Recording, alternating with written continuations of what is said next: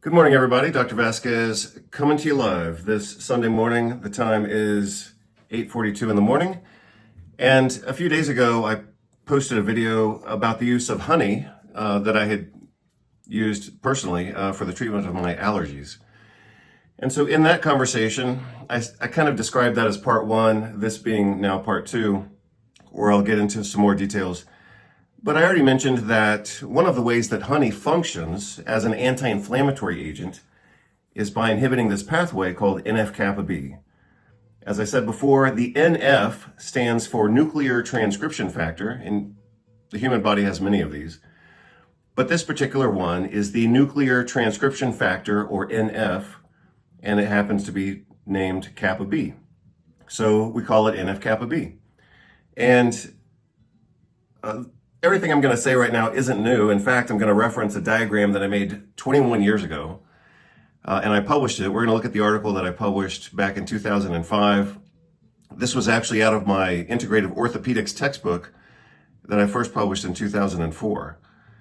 So around that time, I was in clinical practice, actually between two different offices, and I was doing some pretty intense nutritional consulting based out of Houston, Texas, which is my hometown.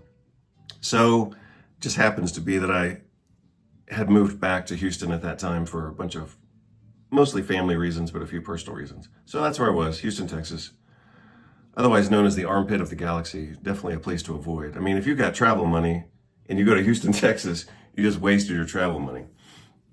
So anyway, that was kind of where I was at this time in my life. 2005, clinical practice, Houston, Texas, nutrition consulting for industry, obviously still in Houston, Texas. And this was the year before I went to medical school. So around this time, I applied to medical school. I had already been accepted a few times.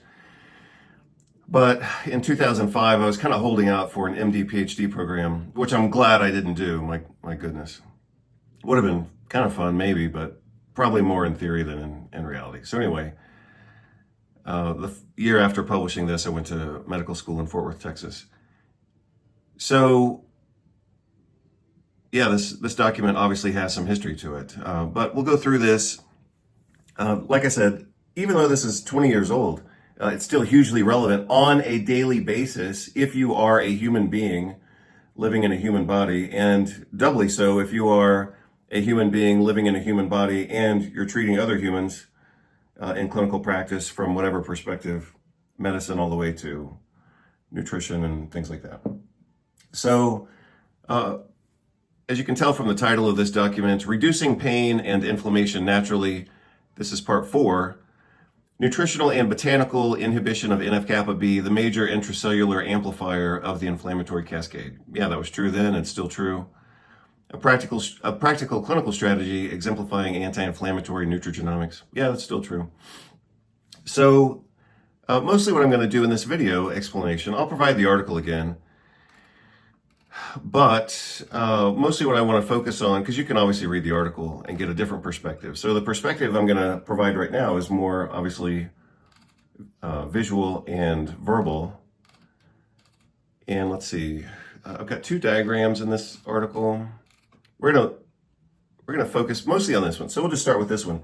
I have this particular image.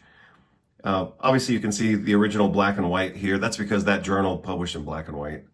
But I have the color version right here. So why don't we look at that? It's obviously a little easier on the eye, especially because it's in better focus. The other one's kind of blurred out. So the NF-κB pathway responds to a lot of different bad things that happen in life. Stress, radiation, oxidative stress, and that's very important for you to understand, so I'll come back to that again in just a moment. Injury. So anytime a person, or I guess an animal even, anytime, let's just say a mammal, anytime an animal gets injured, the tissues release a bunch of fragments of cellular debris and fatty acids and nucleic acids and DNA and mitochondrial fragments. And all of that gets picked up by certain receptors, generally categorized as damage-associated molecular patterns. And so that's how injury becomes inflammation. Injury causes the release of these cellular fragments, for example. That's just one example. It would be obviously complicated by free radical signaling if the injury were associated with loss of blood supply and things like that. So it could be quite complicated. But, and a traumatic event happens, that releases certain molecules. Those molecules get picked up by receptors. Those receptors, like toll-like receptor 4, TLR4, directly activate the NFkB pathway. So again, this is how real life gets translated molecularly into inflammatory signals. And again, you can see the NFkB is right here. We'll get to that in just a moment. But the first step is something is going to trigger that NFkB activation. And toll-like receptor 4, TLR4, is the perfect example. It is the exemplar of the translation of environmental chaos, let's say, into molecular events that then lead to inflammation. Bacterial LPS is one of the major activators of TLR4 from infection, dysbiosis, or leaky gut, food and environmental allergens, viral infections, consumption of macronutrients, especially sugars, more so than lipids or protein. So around this time, I think, so again, this was published in 2005. I believe that in 2004, in the American Journal of Clinical Nutrition, it was around that time, could have been 2003. Maybe it was 2003. I probably cite that article in my own article. But what was shown around this exact time is that consumption of junk food, and they actually used like American fast food for this study. Hamburger, they may have used a hamburger, but certainly French fries, hash browns, and just junk, otherwise known as McDonald's Happy Meal. Not such a happy meal after all.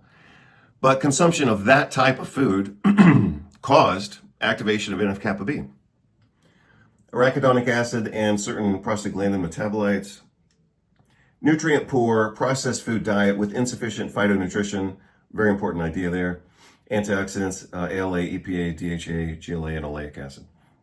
So you can see that within this first square, I've mentioned the same concept twice, and that is of oxidative stress or reactive oxygen species or free radicals. So here you have oxidative stress here, and then a antioxidant poor diet was also mentioned here. And that's hugely important. And this also explains why so many nutrients that function as antioxidants also function as anti-inflammatory agents. For example, N-acetylcysteine, zinc, selenium. Those are really the best examples. I'll show you some other examples here in the article in this conversation. But this explains how and why antioxidant nutrients, even if they don't have a direct anti-inflammatory effect, they can still have an indirect anti-inflammatory effect by reducing free radical signaling that leads to the activation of the NFkB pathway. So like I said, in this green box, that's basically, that's the shit of life, basically. Shit happens, it's in that green box. Trauma, stress, radiation, food allergies, whatever, bad diet. That's the stuff you want to avoid. It's all unavoidable for the most part. And so yeah, you can call that box the shit happens box, or the life happens box, or bad luck box, or bad choices box, but this is bad stuff.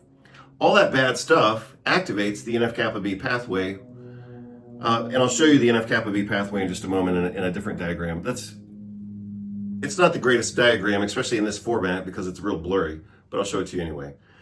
So NFkB is comprised, it's kind of a cascade of events, as you might reasonably expect. And here's why, if you understand biology, you would reasonably expect that this pathway is pretty complex, because this is a very metabolically expensive pathway. If the human body is about to translate this information into an inflammatory response, that inflammatory response is going to have consequences. So because of that, you would expect reasonably, unlike the American government, you would expect this pathway to have some checks and balances in it. You can't just let this thing run hog wild because it's of consequence. This is of life and death consequence. When you look at autoimmune disease, this is what you're looking at. When you look at inflammatory responses to drugs, or again, trauma or infection, or the cytokine storm that we see with certain injuries and infections. This is the pathway that causes most of that. This is probably the singular most important pathway with regard to inflammatory response. Obviously, we've got a lot of other pathways and receptors, because like I already said, you would expect this type of pathway to be redundant, because it needs to work when it's required. It needs to work, but it also needs to be regulated. However, the human body is not designed for longevity. It's designed for survival. So in the balance of, hey, let's live to be 120 years old, or hey, let's survive the day, your body's going to choose to survive the day. And that's why inflammatory responses tend to be exaggerated, because the focus isn't longevity, it's not your comfort, it's not your happiness, it's your survival. So if the body senses that it needs to respond, it's going to respond, and that response is going to be a bit exaggerated.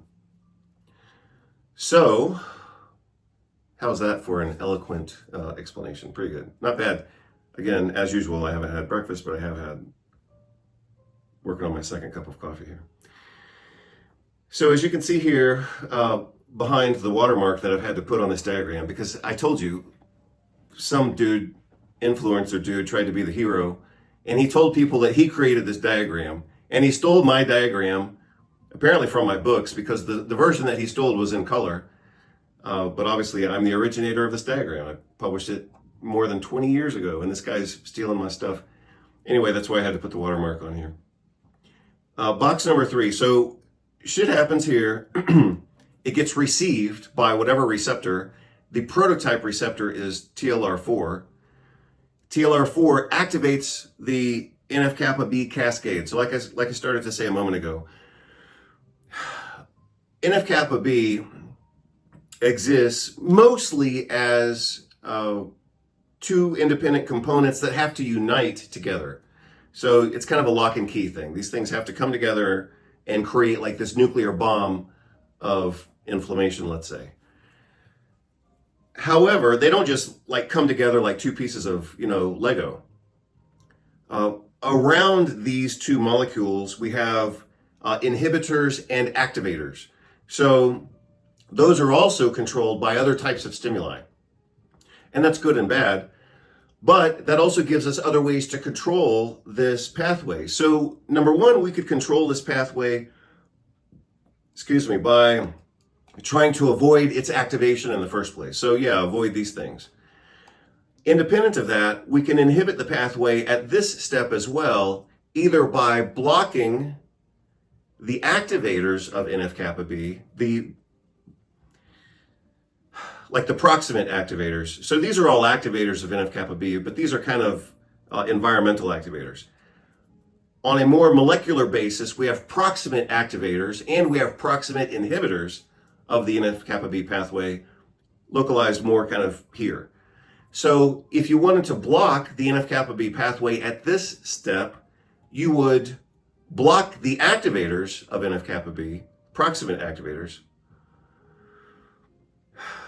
like NFkB kinase, or you would stabilize the inhibitors, like inhibitory factors of kappa B.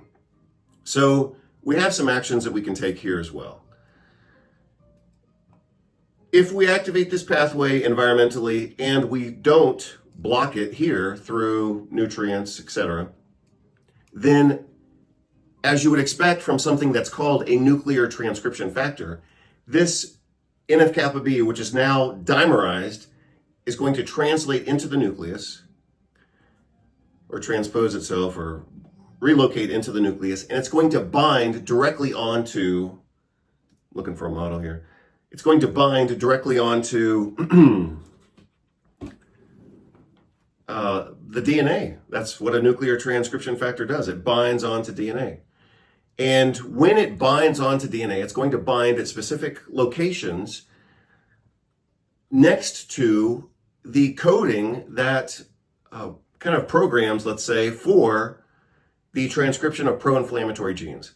So we all have, obviously, genes that code for proteins, and some of those proteins are pro-inflammatory cytokines. Well, they're not being transcribed all the time. Otherwise, we'd all be exploding with inflammation. So the genetic potential is there all the time to create an inflammatory response.